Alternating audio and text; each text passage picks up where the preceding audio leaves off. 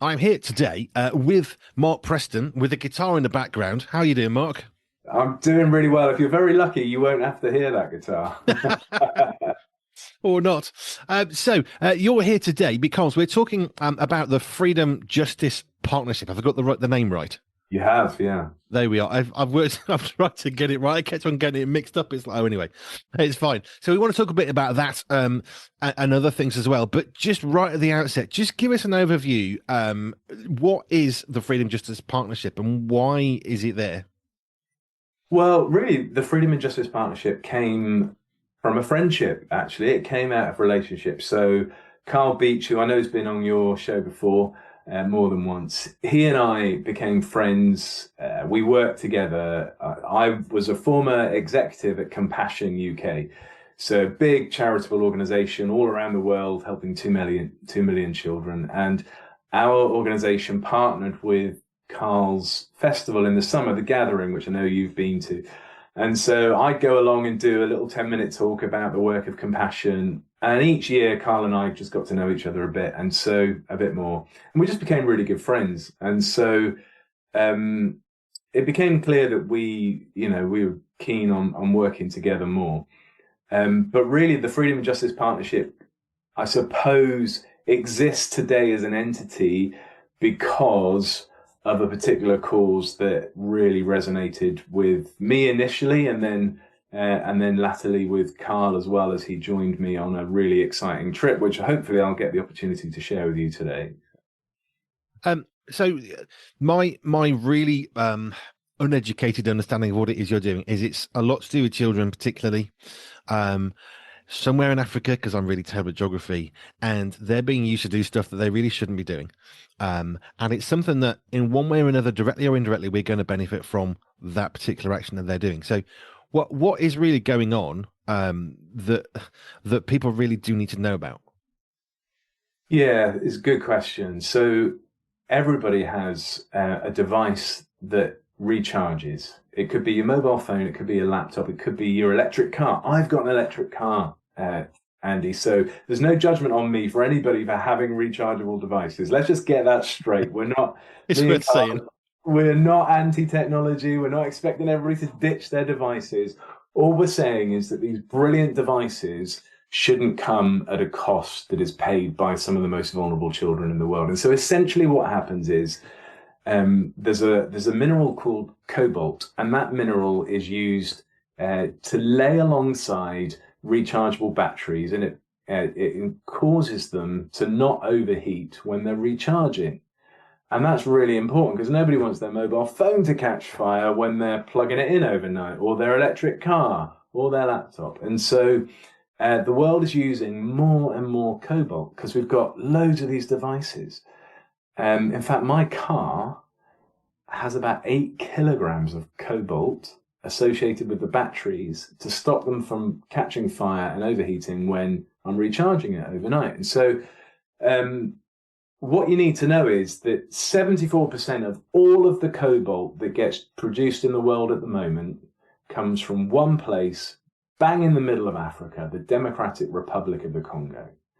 Now, the DRC, as we'll call it for time purposes, the DRC has about 100 million people population. It's the size of Western Europe. Like, going from one side of the DRC to another is the same as you and I traveling to Ukraine. It's that big. It's a huge country. And it's also one of the poorest places in the world, and it's one of the most mineral rich places in the world. So 74% of all, I was going to pick up my phone, but I've left it out of the room. But 74% of all of the cobalt that gets produced in the world at the moment comes from the DRC. Now then, we've had numerous conversations. We've met engineers from big mining companies. We've read research papers. We've even produced our own research papers. And everything that we're reading at the moment is telling us that between 15 and 30% of all of the cobalt that comes from the DRC is produced by what's known as an artisanal miner. And an artisanal miner is somebody that's essentially an amateur. They have no safety equipment. They don't have a license.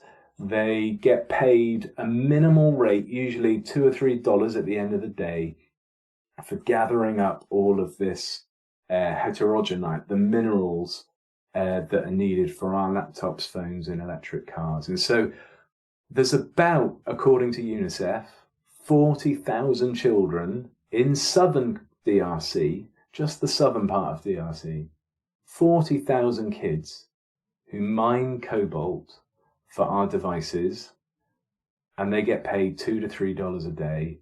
They don't go to school. They have no safety equipment. Many of them don't even have adequate shoes. We saw kids mining cobalt when we were there in flip-flops, which is just astonishing to think in the 21st century, in our health and safety obsessed society, that we're all using devices that contain minerals mined by children who are wearing nothing more than flip-flops. Is quite, I don't know, I think that's quite an astonishing revelation that most people are completely unaware of. I was a trucker for quite a number of years, and I would go into quarries, clay pits, coal pits, that kind of thing. Yeah, And the amount of health and safety equipment is eye-watering. Even things like you're not allowed to get on a truck because you might fall off. It's like, yeah, seriously, I've got a ladder and I'm going to get out of here and jump straight onto the back of my truck to do yeah, what you're not letting yeah, me do yeah. for health and safety, which I still have to do before I drive off. I'm still going to do, but just not in front of you. Some of the insanity of health and safety, which makes sense, kind of. I mean, steel toe cap boots, not even allowed to turn up to work. Hard hat, don't even walk through the door unless you got one. Right. You need gloves on. These are all basics before you Yeah, even get onto a site. And yeah. it's not that dangerous.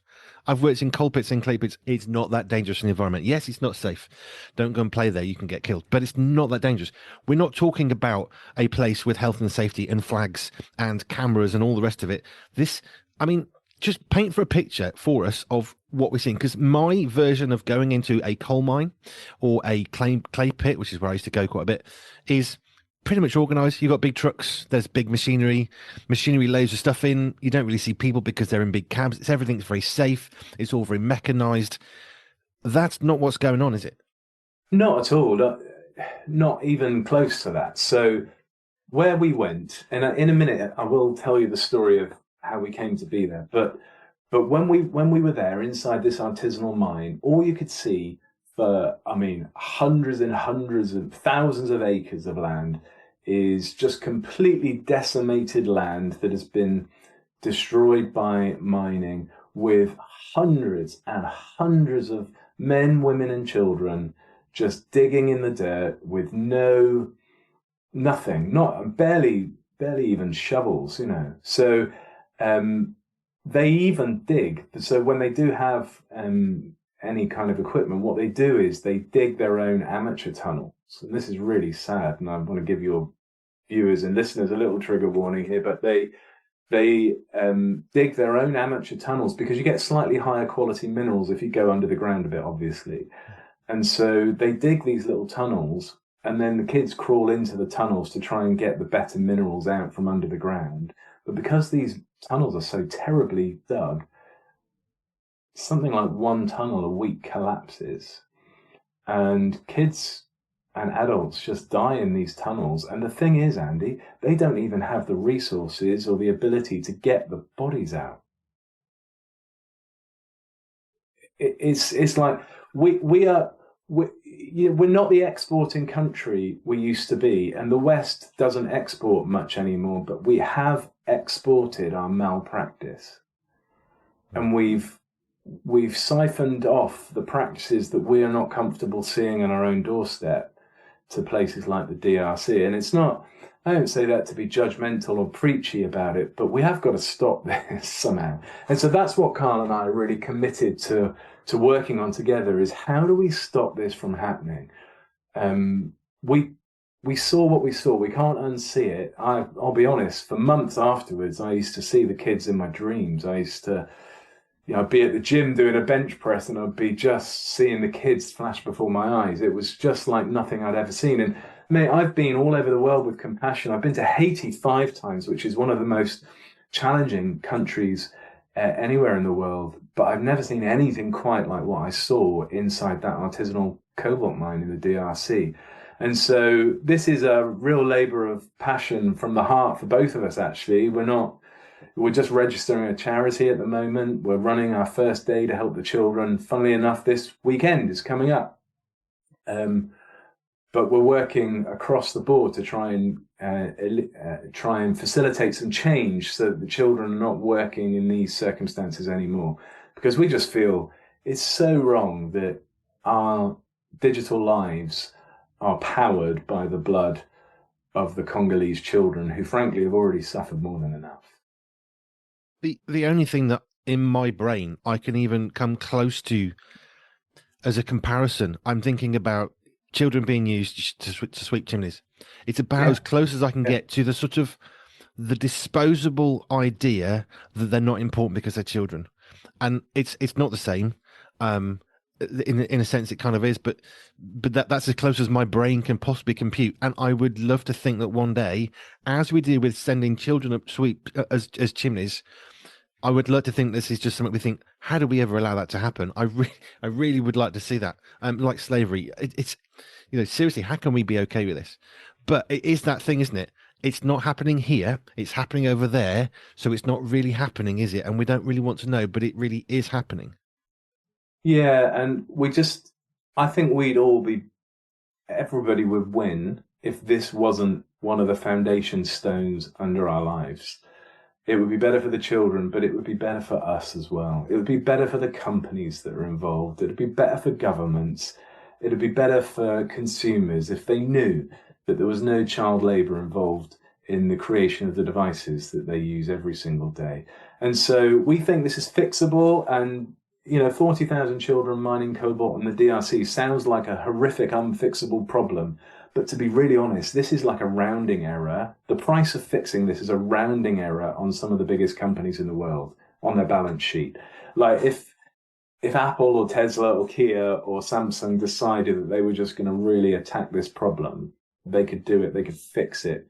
And somebody at some point will be the leader in this. Just the question is, which company is going to be the one that takes moral leadership and says, actually, we can fix this. We don't need to be uncertain about the supply chain that brings our minerals to our devices. We can fix this.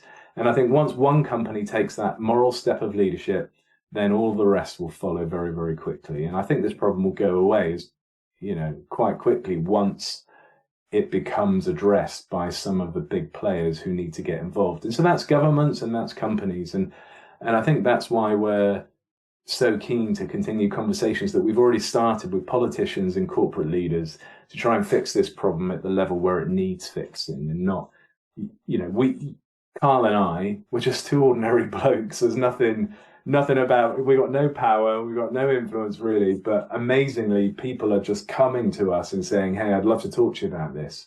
And actually any of your viewers or listeners, Andy, who think they can influence this situation in any way, they should definitely get in touch with us. And we'll come back to that towards the end. Sure. I think I want to come back to it as well, but let's just go back a little bit in time, because you're doing this. You've referenced that you were working for Compassion before that, but let's go back even further in time before you could even play a guitar. What's your particular journey of faith from growing up? Good question. So I think I was taken along to church the first Sunday that I was in this world, to be honest. So my mum's a sort of godly Christian lady. She loved the Lord. My dad's not Christian, still not Christian. But I was taken along to church the first Sunday I was born, which is 50 years ago now. So half a century ago, I was carried in a little basket into church. So I've really been in the church for a very long time, and I became a Christian as a child, and then went through the usual, 50 years, you have ups and downs, right? And so I've had a few, but God's been faithful to me throughout my entire life, and I'm really grateful for that. So your mum got you into church in a way. You've had some ups and downs, and then you find yourself at Compassion. How did you find yourself working for an organisation like Compassion? Yeah, good question. So I was actually working at the University of Exeter. I live down here in Devon, and I was working at Exeter University doing high value fundraising for them, actually. So I was flying off around the world, meeting some of their good and great alumni who were very often extremely wealthy and quite keen to support the university. So I was doing that. And then a mutual friend uh, between the CEO of Compassion and I said, hey, you should talk to Mark because he's doing some good fundraising work and he's a Christian. And so Justin Dowd, CEO of Compassion UK, came along, and I still remember the day he came and had lunch with me at Exeter University, and I showed him what we've been doing. And he said, listen, we're not doing anything like this at Compassion at all. We don't really do much other than the main child sponsorship thing. How do you fancy coming along to work with me at Compassion, which I did. And so I ended up, and I'd sponsored children for a very long time, since like late 90s. And so I didn't really need to think too hard about that, to be honest. It was a great opportunity, and Compassion is a great ministry. And so I was there for 10 years, part of the executive team there. Had a staff of 65 people in my department, and I was really responsible for the fundraising in terms of working with churches and major donors and big events like Spring Harvest and New Wine and Hillsong, all of those big events that everybody knows about. So that was me, and I did that for 10 years. And now you're doing what you're doing. What's the journey from Compassion to the Freedom and Justice Partnership? Yeah, so this is the bit where it gets a bit sporty. So January, I've always, for a long time, I've read quite thought-provoking books in January. So over the Christmas holiday and into January, I don't know why, but every time I take a couple of weeks off at Christmas and somehow a book pops up into my ecosystem, and I think I'll read that. And so I listened to a podcast over the Christmas holiday with a guy called Siddharth Kara. And Siddharth Kara had written a book called Cobalt Red. And this book really dug at me, really got under my skin, because it was explaining this problem of cobalt mining and children in the DRC. And obviously I was driving an electric car then, and I had a laptop and a phone, and I'm working for one of the biggest children's ministries in the world, for Compassion, and I realized that this just wasn't going to go away. And I felt so, I don't know, Andy, you've had this experience in your own life in the last few years, haven't you, with starting the radio station here, that you just, something nags at you and you think, I'm going to have to act on this. And even if I don't want to, I'm going to have to do something about this. Yep.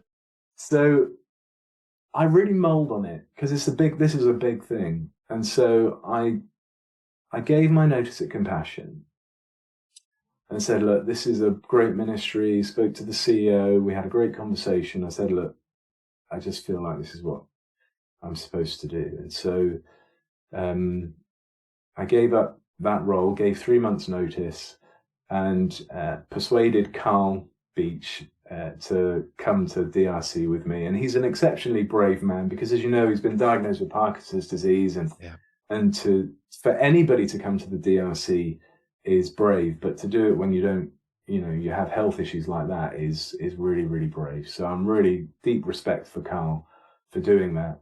And also deep respect for my wife for allowing me to go as well, by the way.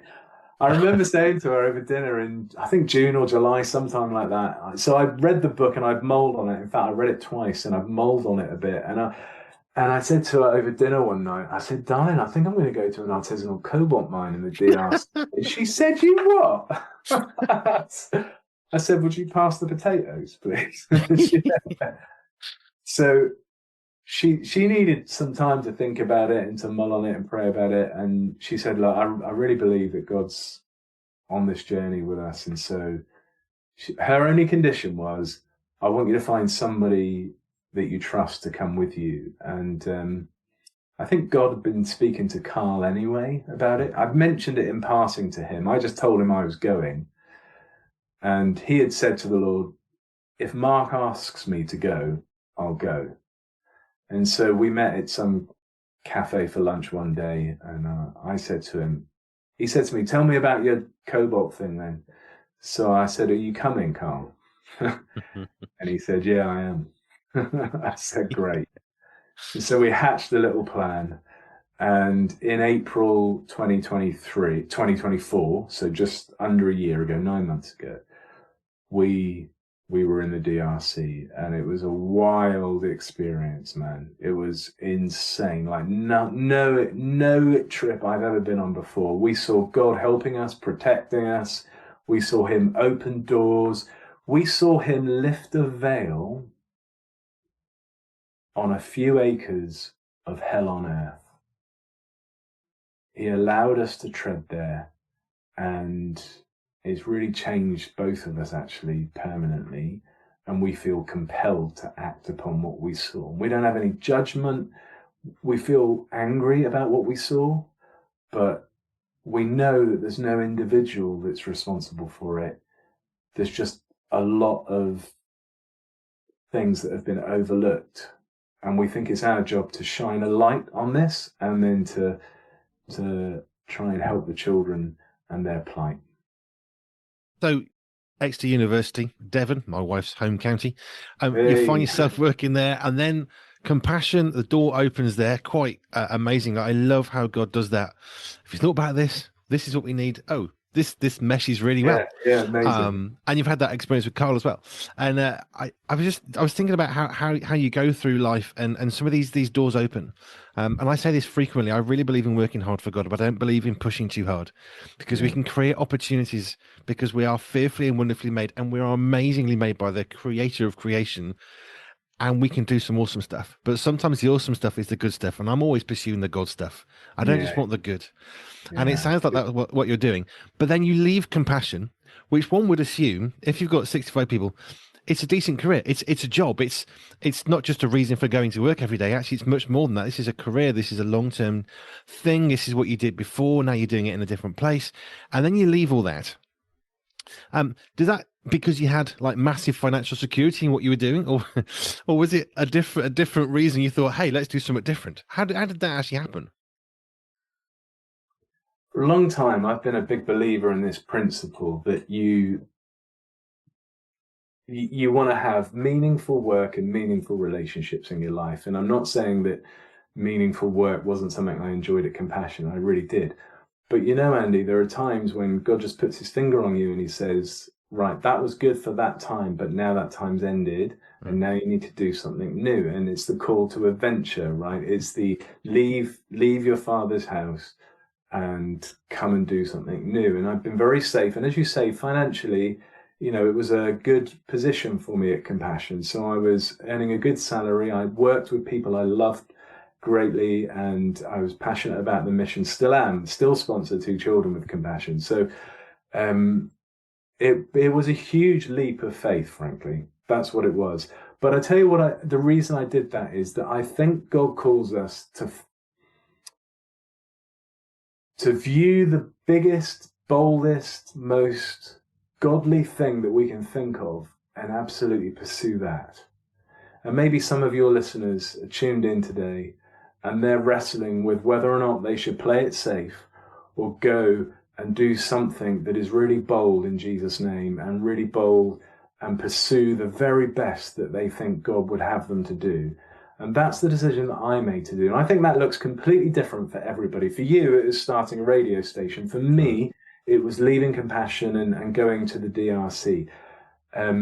But I think everybody's got that. Everybody's got something. Everybody's got a mountain that God puts in front of them and says, climb this. Amen.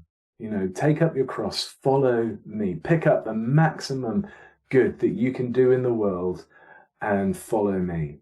And I think that's the motivation. So it was a huge leap of faith. I was, I'm still doing this entirely voluntarily. So I'm not being paid a penny to work for the Freedom and Justice Partnership. And I think that it's just the right thing to do. And I guess God will look after the finances. I'm trying to do some consultancy work alongside my work in this charitable endeavor to pay my own bills at home. But I think both Carl and I are really committed to doing this. Whatever that looks like financially for us is not the point. The point is God's put his finger on something and said, hey guys, I'd like you to work on this. I don't think that Carl and I can fix it on our own, that's for sure.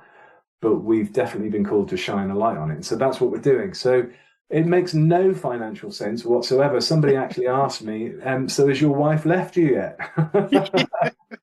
Because you had a really good secure job and you just walked away from it. And I guess, when you're not a person of faith, that's the natural response, isn't it? But I don't know, living for money is a fairly shallow existence, I think. A mutual friend, Steve Legg, Mm, frequently said, Andy, finance follows faith. When I was struggling with what we are doing, saying, Steve, I don't know what we're doing. I don't know how so we're going true. to get there. And he would say, Andy, finance follows faith. A friend of mine in the States, God's will, God's bill. These aren't pithy one-liners because I don't do those. These are absolutely inherently true and intrinsically true. When you step out for God, he will give you what you need. Won't be in your timing.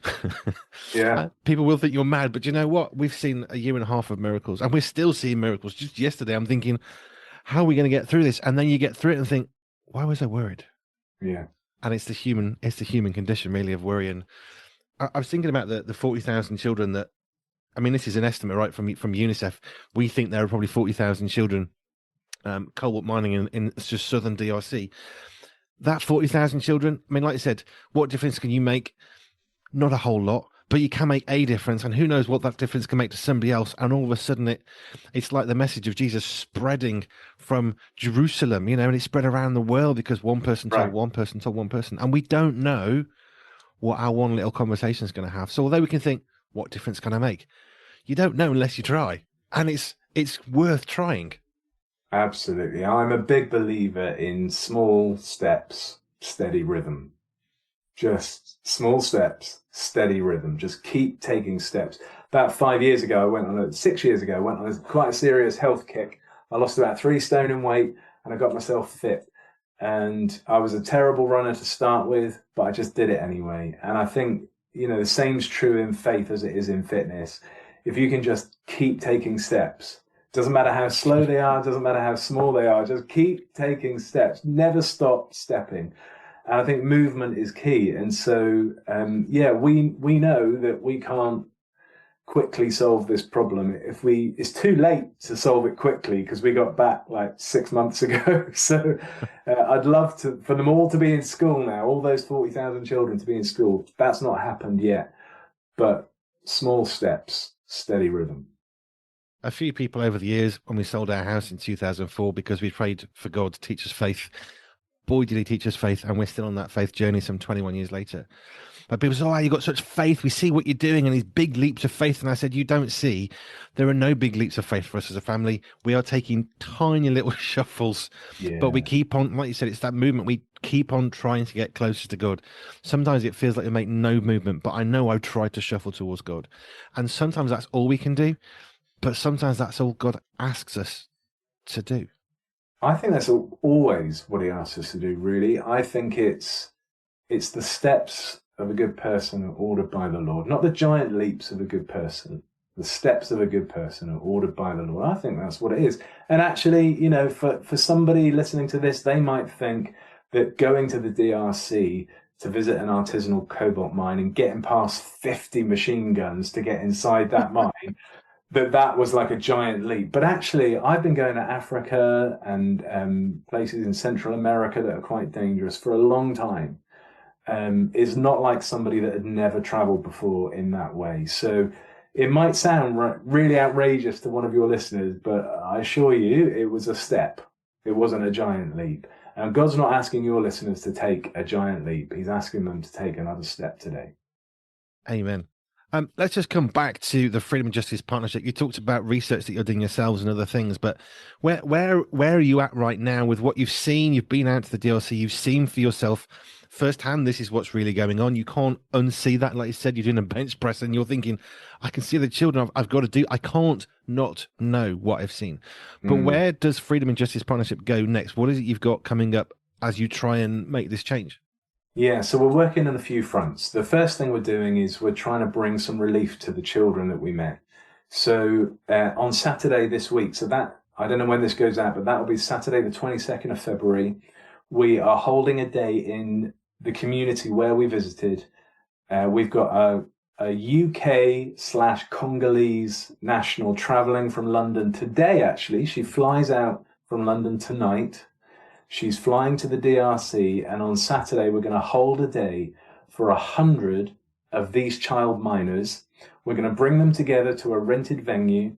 We're going to give every child a brand new pair of shoes, which is lovely because Wow. they desperately need them. They're going to get a meal, and they're going to have a fun day with loads of games and activities where they can just be children for the day. Now, it's only 100, it's not 40,000, but hey, listen, that's 100 children that'll get a pair of shoes. That's 100 children that'll get a meal, and they'll know that they're loved as well, that somebody cares enough to fly from England to run this day for them. So we're doing that on Saturday this week.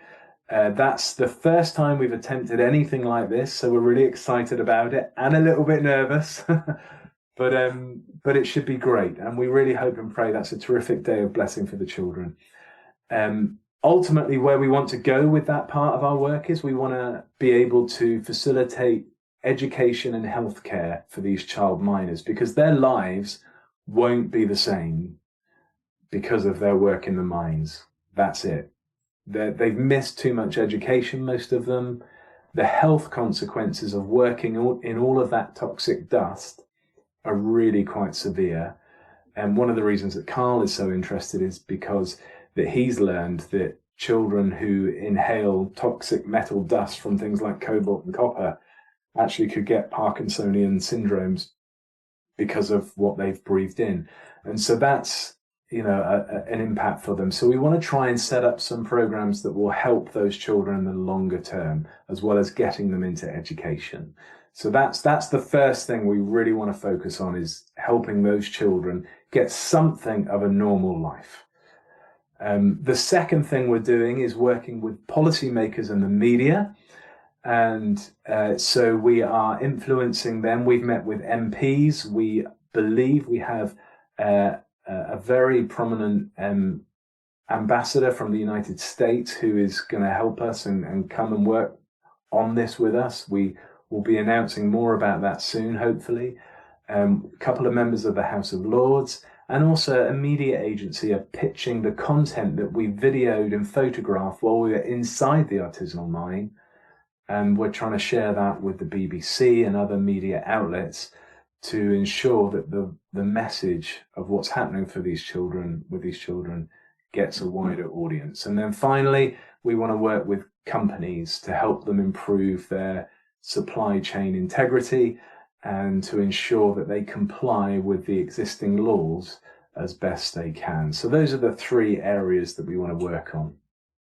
If you take that number just one more time, the 40,000 children, you think it's a huge thing. I lived in a town that was smaller than that. We're not talking about a small volume of people here. These are 40,000 children in just one part of the southern DRC. But actually, I was thinking about Sunday schools here in the UK when they were first properly brought in. And Sunday schools was the seventh day. It was a day when the children who were working in the coal mines could actually have some teaching, some education, a bit of familiarity, I suppose, with some nice people. And that was the origins of Sunday school, and it started to transform their lives, which is effectively is a part of what you're doing on the 22nd of Feb, because actually it gave them somewhere to go and to be treated as real people and to be valued as God's children. And the original Sunday school model is beautiful because what it did, it was said, we value you. In fact, we value you so much. Come and do this. Come and have some church, I suppose, yes, but some education, some decent food. Let me look after you. And that is pretty much free to care for somebody, to actually show them care. Exactly right. Yeah. If people want to get involved with what you're doing, and honestly, why wouldn't they? But we can't support everything. We understand that. But if they did, what practical things can they actually do themselves? Can they write to MPs? Is that something they can do, or do they need you to do that for them?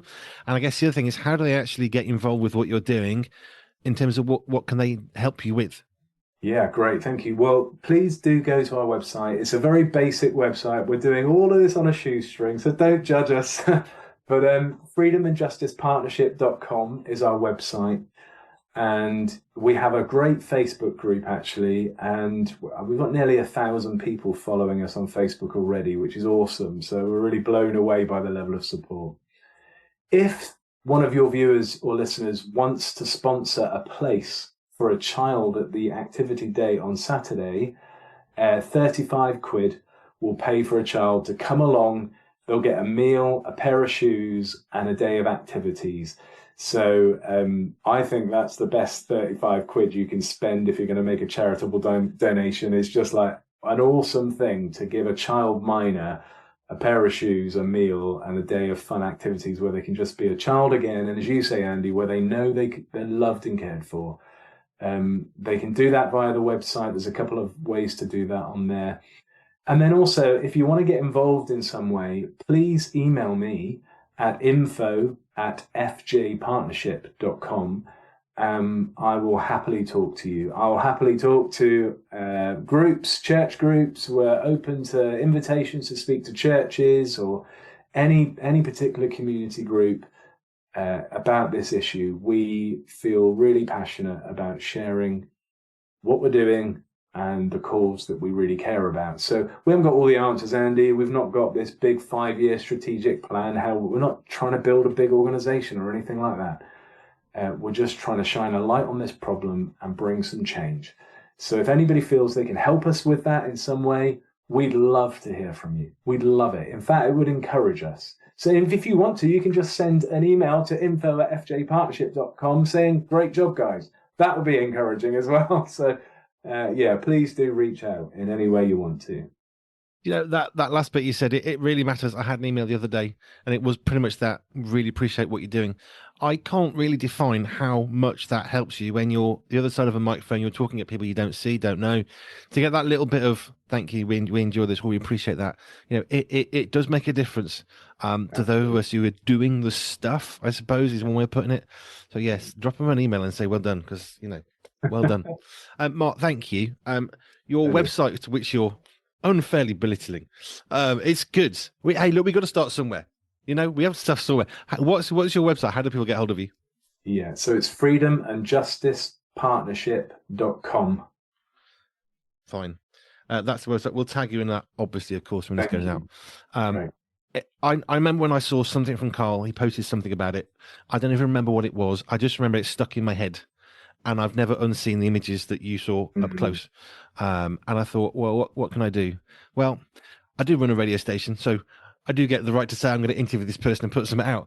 So we can all do something with what God's given us to do. Yeah. And you don't have to have a radio station to be able to interview someone and put it out into the world. We can each do something. And if we each do what God's given us to do, we transform the world.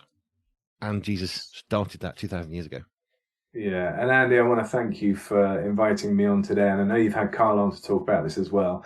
I really feel that we share something with you in that we're on a journey of faith, and God's helping us.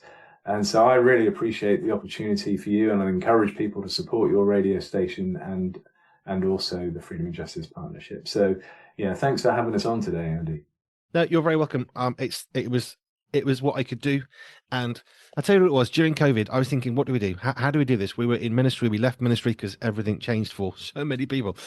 And I just had this little phrase. Maybe I nicked it. I don't know. I'm not claiming it as mine. But it was do what you can, when you can, with what you have, with all that you are. And if we did that, instead of saying 40,000 kids, too big a problem. No, it's not too big a problem. Let's dream big dreams because God wants us to have big dreams. And we're talking about the creative creation here. So actually, we can make a difference, and I pray that you do that through what you're doing. So, freedomandjusticepartnership.com. Is that right? That's it. That's correct. Okay, cool. I forget my own website, so don't take it personally. Thank you, Mark, for what you've done, and it's been a pleasure to have you on today. Thanks, Andy.